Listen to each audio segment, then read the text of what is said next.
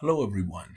In this video, we are going to look at iterative methods of solving linear set of equations. So we are dealing with equations like a times x equal b, and the number of equations and unknowns are the same. So my coefficient matrix is a square, and the determinant of this coefficient matrix is not equal to 0. So I have a unique solution.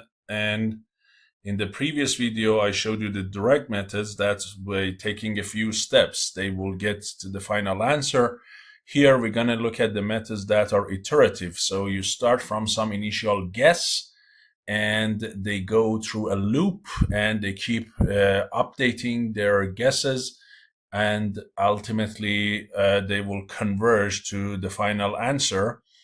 So basically, they are an iterative method. Okay, so there is a recursive update equation. There are four methods that we're going to look at: Jacobi method, Gauss-Seidel method, SOR method, and conjugate gradient. So the Jacobi method, which is the simplest one, the update equation is also extremely simple. So what is this? So you start with some initial guess, x at 0, right? A bunch of guesses for all the variables in vector x. And then you go through this update equation, so it will converge to x solution 1 and then x solution 2, and ultimately to x solution n, and then you stop. And when would you stop? When a times xn minus b, if you calculate the norm of this, is less than some epsilon, okay? And this epsilon is a small threshold that you pick. Ideally, it should go to 0, but since it might take a lot of time, once your solution is very, very close to the root of the problem, to the actual solution, you will stop. And the other thing, you make sure that this n, the number of iterations, is less than some n maximum. So you keep that so you don't get into an infinite loop that will never converge.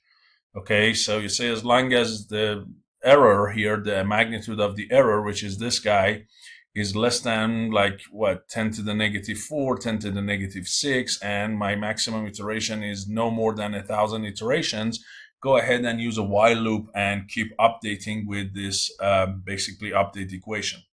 Okay, and that is the essence of all of these methods. Basically, you want to avoid falling into an infinite loop. So first thing is, let's look at this Jacobi for a simple example here, right? So for instance, let's say here my equation is coming from this. This is my set of equation A and B. So if I write it in terms of three variables, x, y, and z, or x1, 2, 3, this is like 2x minus y equals 1, and then minus x plus 2y minus z equals 0, and then negative y plus 2z equals 1. So if we go back and look at the Jacobi, the way it is done is it calculates each one of the variables x, y, z in it, right? Each one of the ith variable in the vector x at iteration k plus 1 based on the previous value of them at the previous iteration, and by taking all the other variables except for that ith component to the other side, subtracting it from b and dividing it by that coefficient. Well, what does that mean in this case? So in this case, if I want to continue this, so that means the first equation, you try to solve for x, the second equation solve for y, the third equation you solve for z based on everything else. So if you do that, you see that x is going to be basically 1 plus y divided by 2. You get the y from the second one, it is going to be x plus z divided by 2, and the last one, z, will be 1 plus y divided by 2, correct? So you found x, y, and z in each one based on everything else, and now what you do is you start from some iteration 0 and keep going. So if you know the value of x, y, and z at iteration k, then using those, you can find the values of x, y, and z at iteration k plus 1. Okay, so let's say I don't, and the question is, what guess do you start with? You don't need to know any good guess. So let's say my x at 0 is like 0, 0, 0. I don't have any idea that my first solution should be what. So I say, well, my x, y, and z in the beginning are just 3 zeros. This is the best guess I have at the moment. So I start with this. So what's going to happen here? So your y, x, and z of 0 are 0 at the beginning, so these are going to be 0. So if you look, your x at iteration 1 is going to be 1/2. Your y at iteration 1 is going to be, and this is also 0. By the way, this is also x of k. And the z is also going to be 1/2. So your new solution, that's after one iteration, you converge to, you went from 0, 0, 0 to now 1/2, 0, and 1/2. Then you come back and plug that 1/2, 0, and 1/2 back into these guys, and that gives you x, y, and z at iteration 2, and you keep going until this solution does not change anymore, and you see the change in x, y, and z from one iteration to the next is bare minimum. They are below some threshold, and the important thing is when you plug these solution into this or into this one, the right-hand side are almost the numbers that you want them to be. Okay, so it keeps repeating, and ultimately it is going to get to the number. So in this case, I have done the iterations. You see that the first iteration you are at 1/2, 0, and 1/2. The second iteration you get all of them 1/2. Third iteration you go to 0.75, 1/2, 0.75, then all of them 0.75. Then you go to this, and ultimately you will converge to all three of them being 1, which is the exact solution, right? So if you plug 1 and 1, you see that it is definitely working. Okay, so with a bunch of iterations, you will ultimately, from some just random initial guess, you will converge to this. And you might say, well, if I didn't start at 0, 0, 0, maybe I started at, I don't know, 0.5 and negative 0.5 and I don't know, negative 0.3 or something, or 1.3, would I still converge to this? The answer is yes. Since it's a linear set of equation, there is a unique solution. The only solution is this, 1, 1, and 1. So regardless of which initial guess you start, you will always converge to this, except the number of iterations it might take to converge might be a little bit different based on how close you are initially to this guess. The closer you are to that final solution, it takes fewer iterations. The further away you are, it takes a little bit more iterations, but you will ultimately converge. Okay, so that opens up the discussion for how much this Nmax should be. So one of the things you can do is, if let's say you set it at, I don't know, 100 iterations, and you see at 100 iterations your while loop didn't converge, your iteration equation didn't converge, but if you plot this guy, which is your error at iteration n, if you plot the magnitude of this error versus iteration, you see that it is going down. But since I chopped it at 100 and my threshold epsilon is further down, so I have not reached to the level of epsilon, my while loop stopped. In that case, if you don't want your accuracy of the solution to go down, you keep epsilon fixed, but you made this Nmax a little bit bigger, so you let it take a little bit more time until ultimately it passes below that threshold, and so you use this new Nmax. Okay, so you can look at the plot of the magnitude of error, and once it passes below epsilon, you can basically pick that. Since it's a linear set of equations, there will always be a convergence. So this is the Jacobi method. And then let me also talk about the Gauss-Seidel because it's very related to the previous one. And then I show you the MATLAB code that I have for a bigger set of equations. So this time I'm solving a 900 by 900 system, 900 unknowns, 900 equations. And you see it still works, right? Doesn't matter. But let me talk about Gauss-Seidel. So what is Gauss-Seidel? Gauss-Seidel is just a small change compared to Jacobi. What does it say?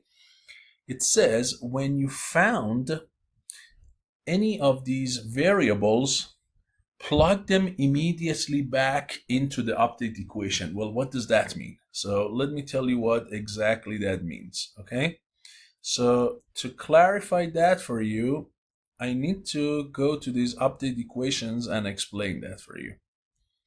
So it says, look, if you look at your first equation, you are using the y from previous iteration in the first equation, and that gives you x in the new one. Now, when you go to the second equation, you have the z from the previous iteration, zk, but when you want to pick this x here, when you want to pick this x, which one would you pick? Do you pick the xk that you started with? Or do you use this new x that you just get updated? Gauss-Seidel said use this new one. So yes, use zk because there was no new z, but now that you have a new x, here use x of k plus 1. Use the new x that you just found and plug it in. And similarly here in this last one, if you look, when I want to use yk, instead of using yk, which was from the previous iteration, since now my y is updated, I'm going to use that new updated y here. Okay, so it says use your last set of data that you have. Don't go with the previous iteration data if you have a new iteration. Okay, and this way, because your numbers get updated and immediately used instead of waiting for another iteration, you will converge faster. So that's the essence, you see? If you look at Gauss-Seidel, it says, hey, those variables that are from previous iterations and you don't have update for them, use them, but the new ones that you got from the previous update equations, use those as well. Okay? And that's basically the essence of it. So it's not really very complicated. And if we do that, that's gonna, as I said, make the method go converge faster. So here for this system of equations with 900 equations and 900 unknowns, and you see epsilon for me is 1, -6, so I want it to be very accurate, and I have 5,000 max iterations. If you can see in the Jacobi, and here you see I used a for loop and break. Instead of for and break, if you want, you can use a while loop, which is really good. But you can also use a for and a break. So if your error norm falls below threshold, go ahead and break it. Or again, instead of this, use a while loop. And what I will do, I will record how many iterations it took each one of these algorithms and how much time. If you look, the Jacobi took 2,500 iterations to converge, and it took only 32 milliseconds. Gauss-Seidel took about half of that, you see? Because I'm using the new data, it took a lot less iterations, and of course, only 14 milliseconds. So you see, Gauss-Seidel is much superior to the Jacobi in terms of time and in terms of iterations. Okay, before I move to the SOR method, there is something that I need to clarify. So I mentioned that these two methods will converge for a linear set of equations. And that is true, but it needs one condition or one of the two conditions. So if one of these two conditions is satisfied, then yes, they will definitely converge. But if these conditions are not satisfied, they are not necessarily guaranteed a convergence, okay? That's why we put those maximum loop iterations. Because if there is no maximum, if they will always converge, then why do I even need a maximum loop iteration? So there are some conditions that, yes, under those conditions, they will satisfy. But for a safety, since we are not always sure, we put the maximum loop iteration. So what are the conditions? So if these matrices are diagonal dominant, then they will both converge. What does diagonal dominant means? Means the absolute value of the basically diagonal component in each row or each column is bigger than some of the rest of the components in that row, some of their absolute values, right? So if I have a matrix like, for instance, 3, 1, -1, 2, 6, I don't know, let's say -3, and then 1, 4, and 8. This is a diagonal dominant matrix, because if I add the sum of the absolute values of these two, that's less than 3. If I add some of the absolute values of these two, that's less than 6. And if I add some of the absolute values of these two, that's less than 8. So that is a diagonal dominant matrix. For this, if your coefficient matrix A is a diagonal dominant, then yes, both of these methods will definitely converge, but that does not always happen. The other thing is if that matrix A is a symmetric positive definite matrix, SPD. If that's the case, then Gauss-Seidel will definitely converge. For Jacobi, you need an extra condition. What is that? So if I break down my A matrix into sum of 3 matrices, a diagonal one, a lower, and an upper triangular matrices, then what I need to define is a new matrix called the iteration matrix, which for Jacobi, it's the diagonal inverse times lower plus upper triangular, and for Gauss-Seidel is this one. And now here we care really about this top one.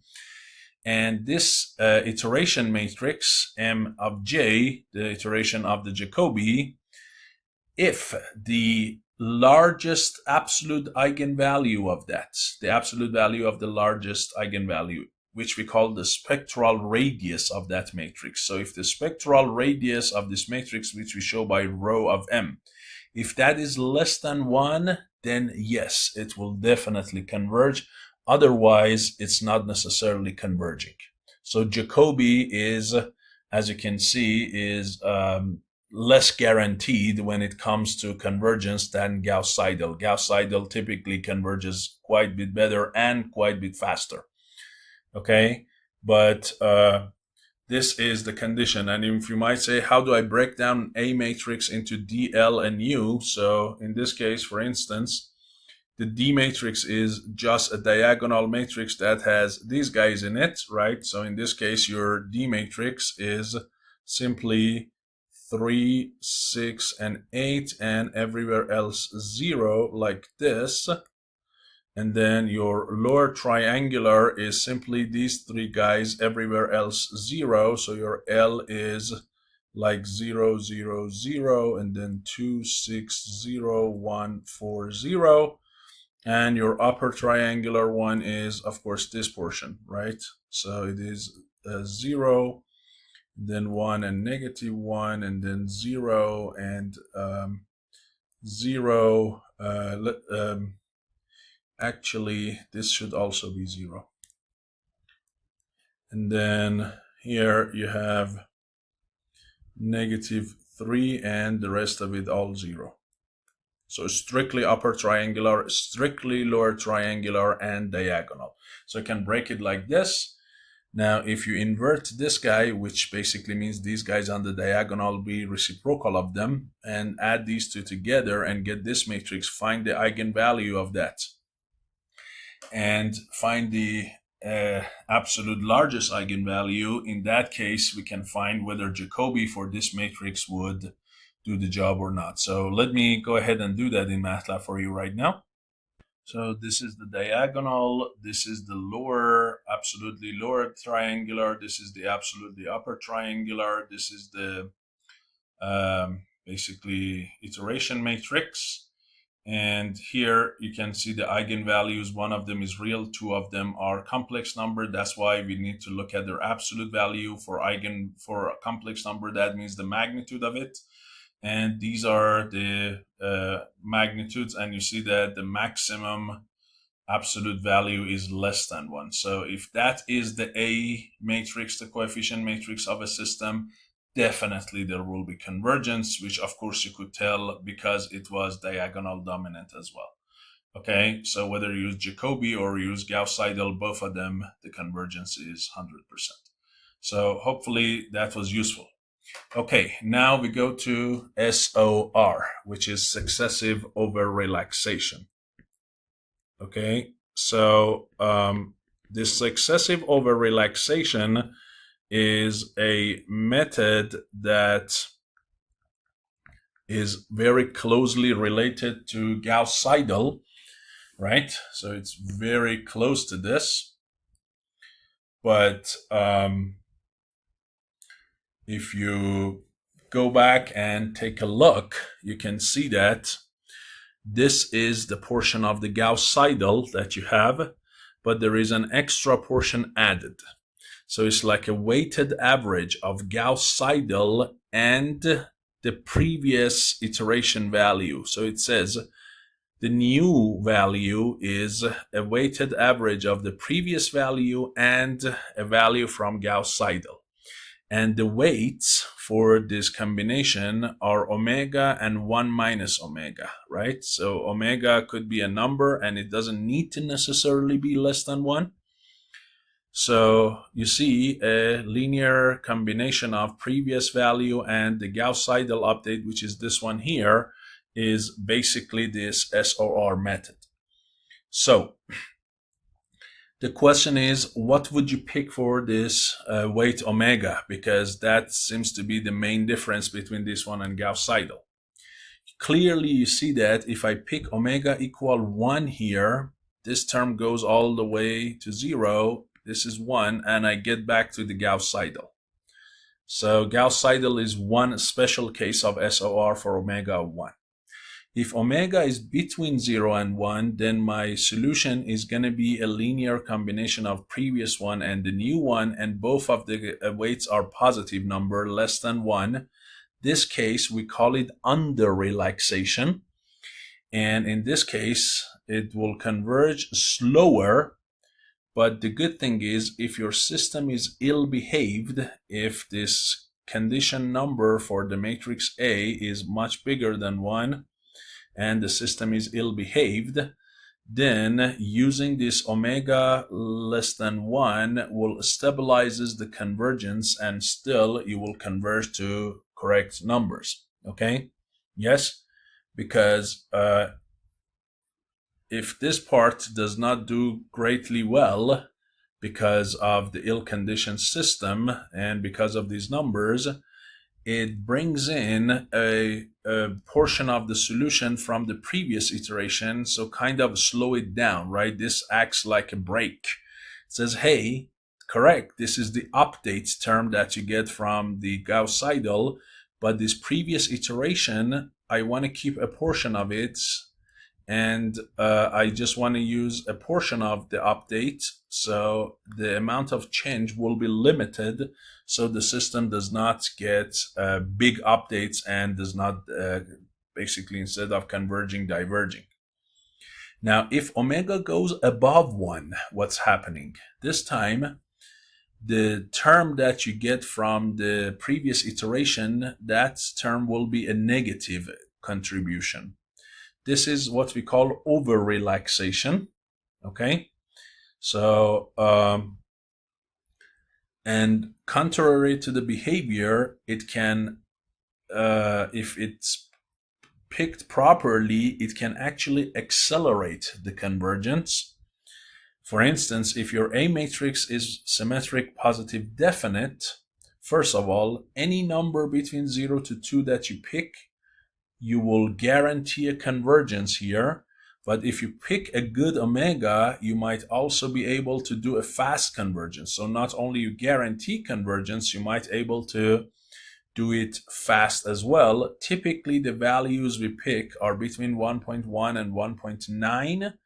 These numbers are going to make your system, a number in this range typically is going to make the system we call over-relaxed and converge faster. And if you say, well, how would you find the best number? Because there is a big range from 1.1 to 1.9. Which number is good?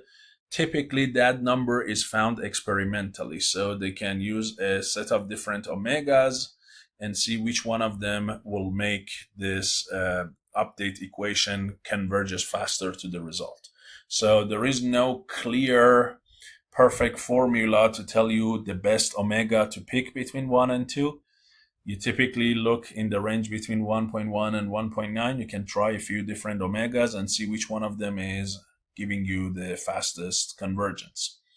Now, in MATLAB, if you want to do SOR, so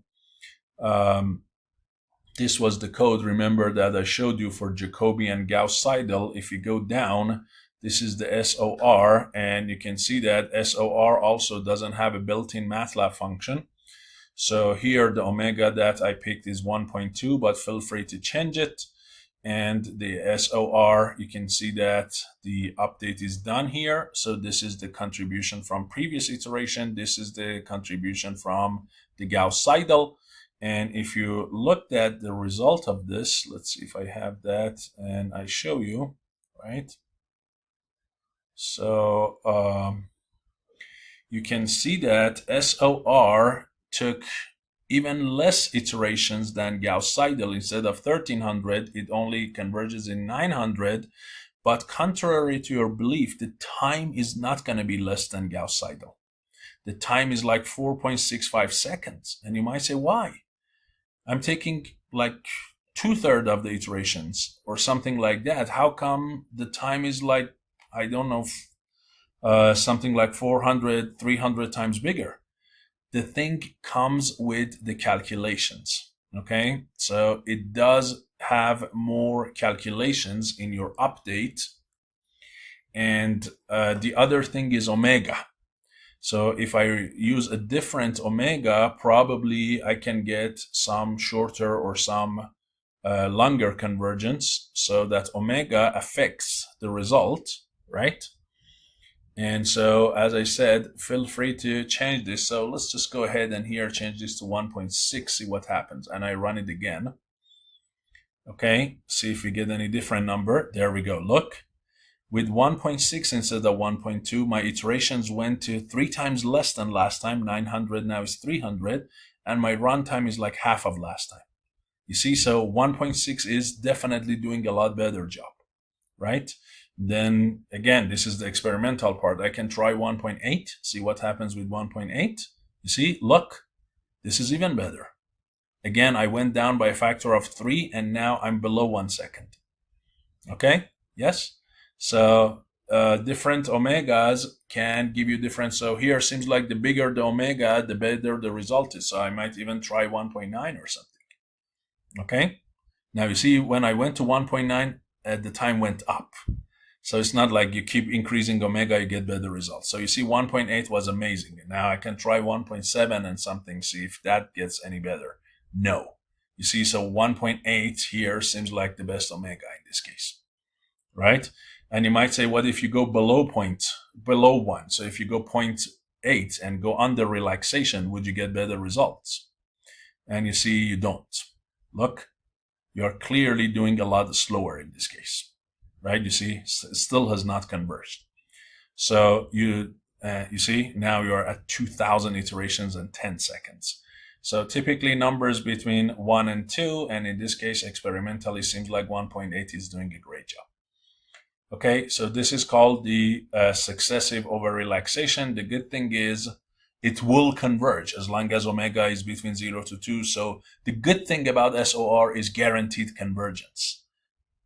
And if omega is picked properly, Your iterations are going to be good as well, but in terms of time, since it needs more calculations, there is no guarantee of what? There is no guarantee of smaller time compared to Gauss-Seidel. Okay, the last method that we're going to talk about is basically called the conjugate gradient method, which is one of the most important iterative methods that is really good when your coefficient matrix is SPD and it's large and the system is sparse. It is converging in much fewer iterations than all of the other methods. But again, we'll see that time-wise, it doesn't necessarily mean faster time. It's faster iterations, not faster time. Okay, and I'll tell you why, because it has a lot of computation for one iteration. So what it does is it converts the problem of ax minus b equal to 0, it converts it to an optimization problem. How does it convert it to an optimization problem? So it forms this quadratic function f, which is 1/2 x transpose ax minus b transpose times x. And the minimum of this f function is, if you take basically gradient of f, you can clearly see that it is going to be ax minus b. Okay, so when the gradient of this f function is 0, which is an optimal point, a minimum or maximum point, and an extremum point, then at that extremum point, that is also the root of this linear set of equations. So in order to find the root, we need to find the optimum point, minimum, maximum point of this quadratic function. And for that, we can use optimization techniques. Now, there are lots of different techniques in optimization for minimizing the function. And one of them is called the steepest descent. If you don't know what it is, please watch the video I have under this same playlist. It's called the steepest descent optimization. And you learn all about it. In steepest descent, what you do is, if you start from some initial guess, you move in the direction of negative gradient. Negative gradient is the fastest downward direction on any surface. So let's say here you are minimizing this function, and this is your minimum point. This is also the solution to this linear set of equations. If you start from here and you want to get to this point, so if this is the contour plot of the surface F, which is basically a quadratic surface, so it's going to be ellipses, then at this point, your basically steepest descent or the sharpest slope downhill is in this direction. So you move in that direction. How much do you move? By something we call a step size. So you move by something we call step size or alpha. You reach to this point. This is your new point. At that point, you look at again the fastest downhill, the largest slope downhill. This time is this direction. So you move in that direction by a step size. And then you calculate again the new negative gradient direction, and you keep doing it until you converge. Okay. And your step size can change. So as you get closer and closer to the solution, you can reduce your step size so you don't overshoot it. Okay, so your step size does not need to be constant. It can change, and that's what we call learning rate scheduling. Another name for this alpha, instead of step size, we call it learning rate. Okay, that's another name for it. Now, in conjugate gradient, you use the first order derivative and the local slope, you use the local curvature instead. So you say, instead of me starting from here, or let's say here, and going in all of these directions, I look at the curvature. So I move, instead of going like that, I move in this direction for some step size, and then I change my direction in this direction, and I go for another step size, and instead of all of these iterations, only in 2 iterations, I should reach to my minimum. The question is, what is this direction and how much do you move in that direction? Okay, So here you're doing a shortcut in 2 steps instead of a bunch of steps you're doing it. This is the essence of conjugate gradient, which, as I said, uses local curvature instead of local slope, which comes by, instead of first derivative, it comes by second derivative. And the good thing is it takes only a few iterations to converge. So first of all, what are these directions? In which direction do we move? These directions, if we call these directions the direction of these vectors, we call them pk, the vector at iteration k. These pk directions are chosen such that they are a-orthogonal. You might say, what does a-orthogonal mean? 2 vectors are called orthogonal with respect to each other, with a matrix A with respect to each other if the first vector transpose times the matrix times the second vector is 0. So I can say, for instance, vector x transpose times matrix A times y. If this basically product is equal to 0, then I say x is perpendicular to y, but with respect to A. Okay? Yes, if A is an identity matrix, then x transpose y is 0. That exactly means x is perpendicular to y. It's like a dot product. But if A is in between, then we say these 2 vectors are a-orthogonal to each other. Okay? So here, the p vector I and p vector j, these 2 different vectors, are a-orthogonal to each other, because if you look at it, these 2 directions, this direction and this direction, they are clearly not orthogonal. This angle is not 90 degrees. But when you pre and post multiply by A, these 2 directions with the A, the coefficient matrix, the result will be 0.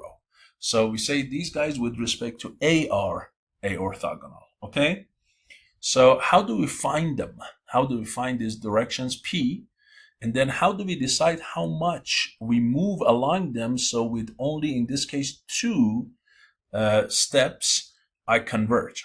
Okay? Yes? So these are the questions we need to answer. First thing is, why 2 steps here?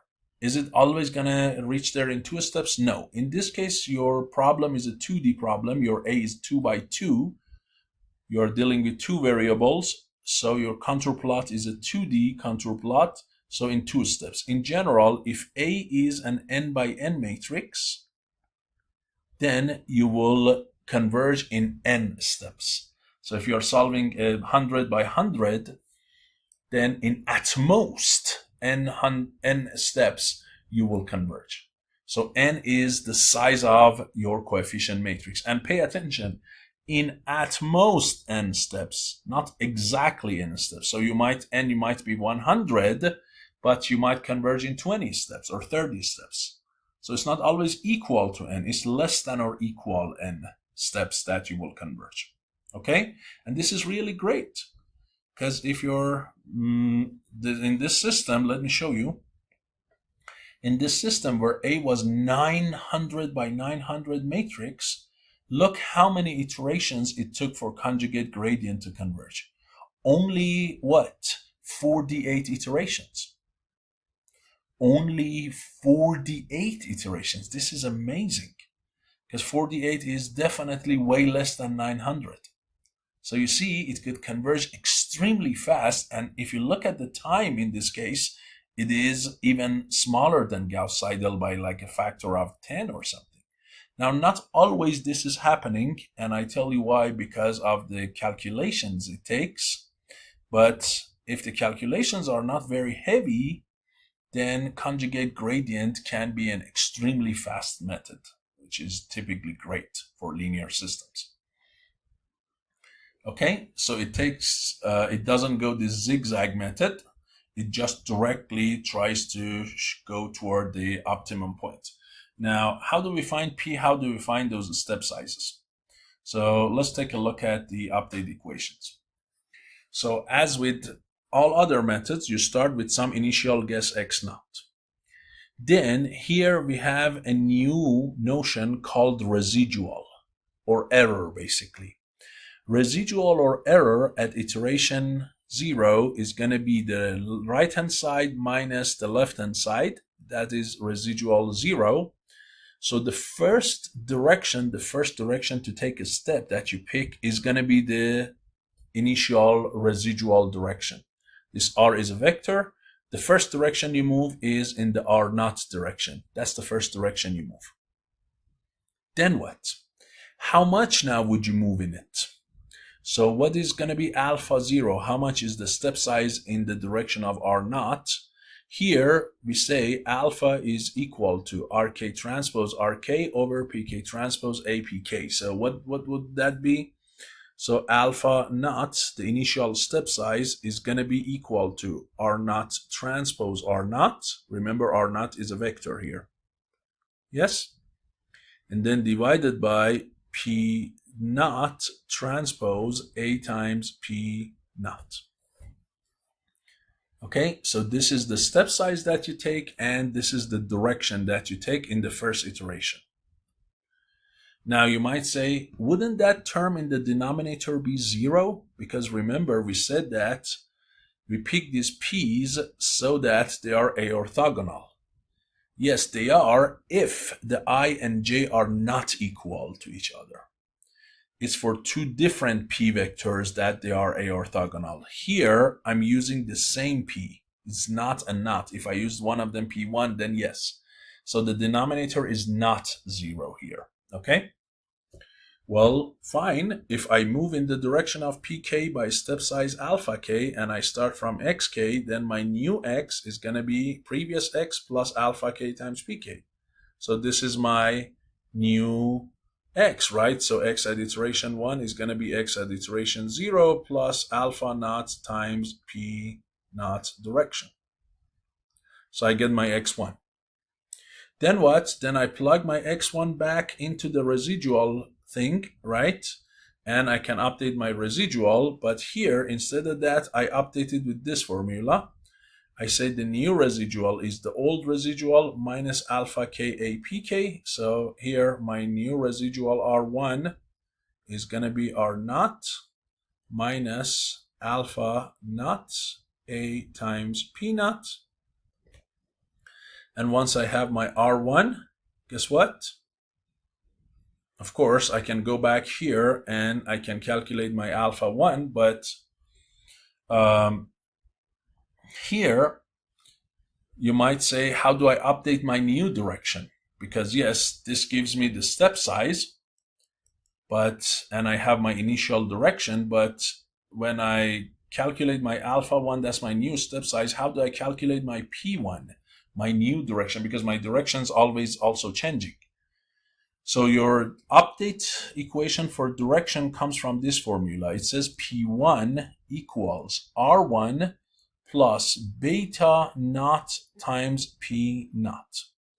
Well, so far I have calculated my P naught. R1, I have it from this residual term.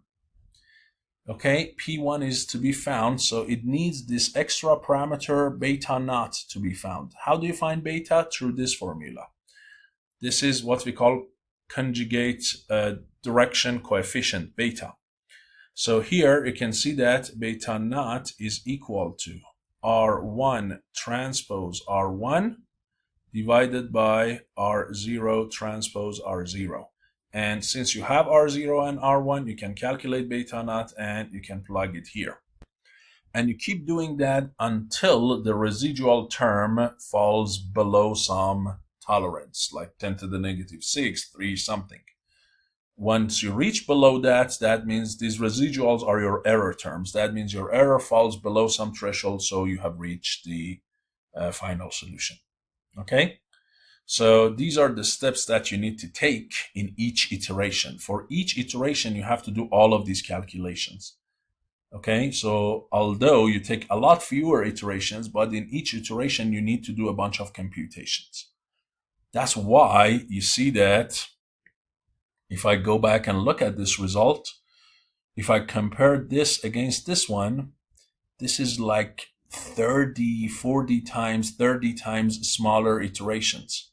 But you see, this time is not 30 times smaller than that. It's only like 5 times smaller than that. Why? Because each iteration of this conjugate gradient takes a lot more computation than an iteration of Gauss-Seidel, which only has a single update equation. That's all the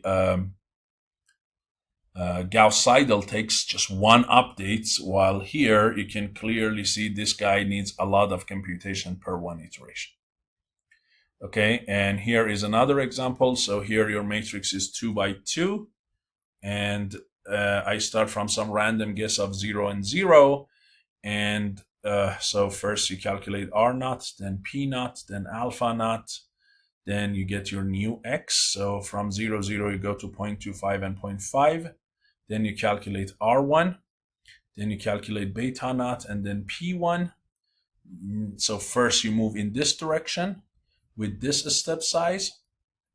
Next, you have to move in this direction with the new step size alpha 1, which we have to calculate. And if you do that, you can see that only in 2 steps, this guy will reach the final solution of that.